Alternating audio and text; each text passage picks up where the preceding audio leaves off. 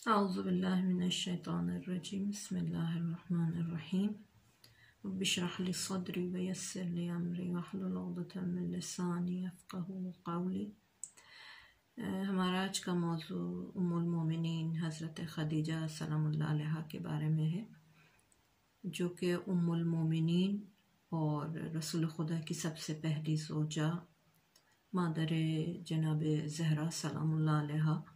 اور آپ نے بعثت سے پہلے جناب رسول خدا سے شادی کی اور آپ پر ایمان لانے والی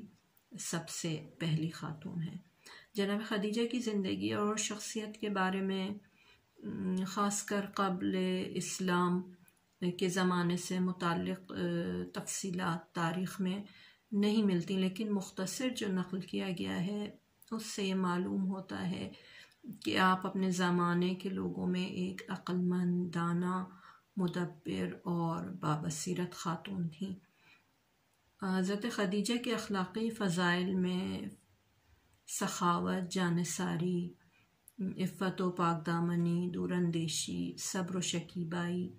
اور استقامت جیسے اوصاف ملتے ہیں، جن کا مورخین نے بھی اعتراف کیا ہے، اور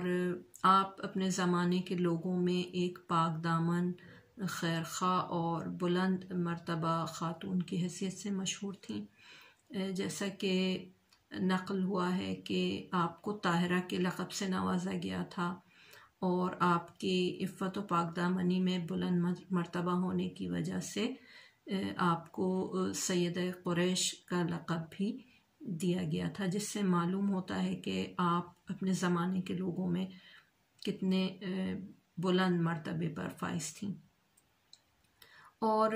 ایک کامیاب تاجرہ ہونے کے باوجود بھی آپ اپنا وقت عبادت، خاص کر طواف خانہ کعبہ کے لیے مخصوص کرتی تھیں۔ اس کے علاوہ آپ کے گھر کا دروازہ ہمیشہ حاجت مندوں اور فقیروں کے لیے کھلا رہتا تھا، اور یہاں تک کہ ملتا ہے کہ آپ کے در سے کبھی بھی کوئی محتاج خالی ہاتھ نہیں گیا اور محروم نہیں لوٹا۔ اور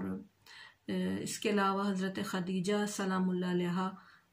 کی زندگی کا ایک پہلو جو بہت مشہور ہے، وہ یہ کہ آپ نے اپنی ساری دولت اسلام کی راہ میں خرچ کی، اور رسول خدا نے بھی آپ کے احترام میں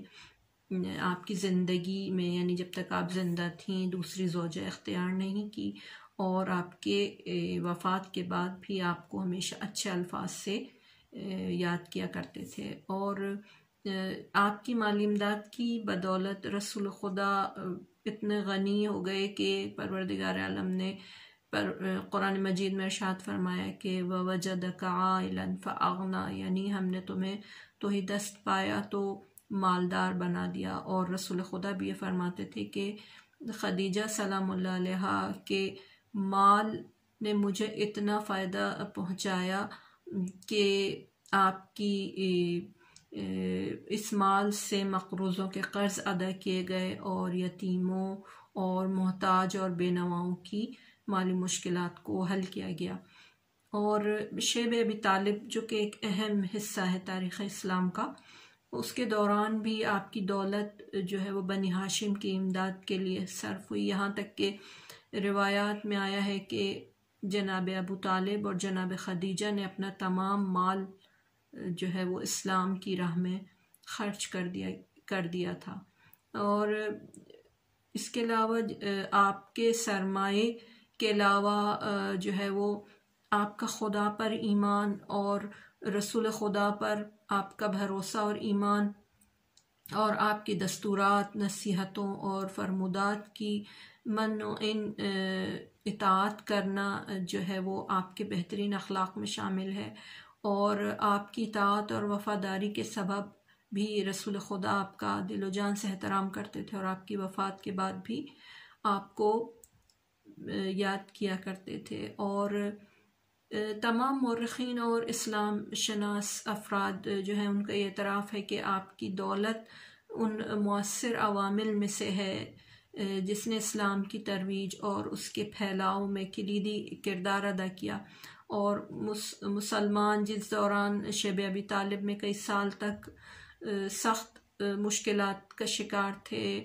اور محاصرے میں تھے، اس دوران آپ کی دولت نے مسلمانوں کی جان بچانے میں کلیدی کردار ادا کیا۔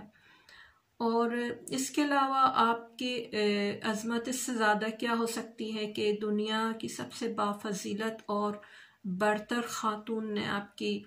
دامن میں پرورش پائی، اور پروردگار عالم نے ائمہ معصومین اور زمین پر اپنی حجت کو آپ کی نسل سے قرار دیا، اور علی علیہ السلام کی پرورش بھی آپ کے گھر میں ہی ہوئی، اور جناب خدیجہ خود امیر المومنین علیہ السلام سے بہت محبت کرتی تھیں، ان کا خیال رکھتی تھیں، اور امیر المومنین علیہ السلام بھی آپ کو اپنی ماں کہہ کر پکارا کرتے تھے اور بہت احترام کیا کرتے تھے۔ اور اس کے علاوہ آپ جو ہے وہ راسخ دینی اعتقادات کی اور خاندانی شرافت اور سماجی شخصیت کی حامل بھی تھیں۔ آپ کا قول و فعل، دوسروں کا احترام اور ادب آپ کی ذات کا حصہ تھا، اور اسلام سے پہلے بھی تاجروں، کارکنوں اور ہمسایوں کے ساتھ آپ ادب و احترام کے ساتھ پیش آیا کرتی تھیں۔ رسول خدا کی اس ساتھ 25 سالہ آپ کی مشترکہ ازدواجی زندگی کا زمانہ، جو کہ سخت ترین اور مشکل ترین دور تھا، کفار و مشرکین کی طرف سے آپ کو شدید آزار و اذیت پہنچائی جاتی تھی، اور اس کے علاوہ آپ نے اپنی نشیب و فراز کی زندگی کے دوران جب کفار مکہ آپ کو بے حد آزار و اذیت پہنچایا کرتے تھے، صبر و شکیبائی کا دامن آپ نے ہاتھ سے نہ چھوڑا، اور کبھی زبان سے شکوہ نہیں کیا، جو کہ رسول خدا کے رنج و غم میں اضافے کا سبب بنے۔ اور اس کے علاوہ آپ وہ باعظمت خاتون تھیں جنہوں نے جہالت و بت پرستی کے زمانے میں بھی اپنی دقیق بصیرت سے رسول خدا کی معرفت حاصل کی، اور رسول خدا کے ساتھ ازدواجی زندگی، شوہرداری، تربیت اولاد، اس کے علاوہ ہمسایوں اور تازہ مسلمان، یہاں تک کہ مشرکین کے ساتھ آپ کا جو برتاؤ ہے وہ بھی ایک بے مثال شخصیت کی عکاسی کرتا ہے۔ اسی لیے رسول خدا نے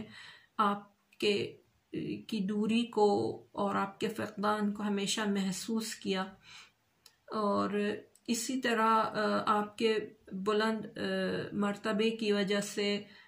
رسول خدا نے کبھی بھی کسی بھی خاتون کو آپ کے ہم رتبہ قرار نہیں دیا، اور آپ کی قدر و منزلت، ایثار و فداکاری اور صدر اسلام میں آپ کی خدمات اس قدر زیادہ ہیں کہ آپ نے سب کچھ اسلام کی راہ میں قربان کر دیا، لیکن افسوس کہ آپ کی ان خدمات کو بیان اور ان کی قدردانی کا حق ہم ادا نہیں کر سکتے۔ پروردگار عالم سے دعا ہے کہ ہمیں سیرت حضرت خدیجہ سلام اللہ علیہا اور خاص کر آپ کی اخلاقی اقدار کو اپنانے کی توفیق عطا فرمائے، اور ساتھ ساتھ میں تولیت آستان قدس رضوی جناب حجت الاسلام مروی کی شکر گزار ہوں کہ انہوں نے یہ موقع دیا کہ جناب خدیجہ سلام اللہ علیہا کی سیرت اور آپ کے اخلاق کے بارے میں لب کشائی کر سکوں۔ السلام علیکم ورحمۃ اللہ وبرکاتہ۔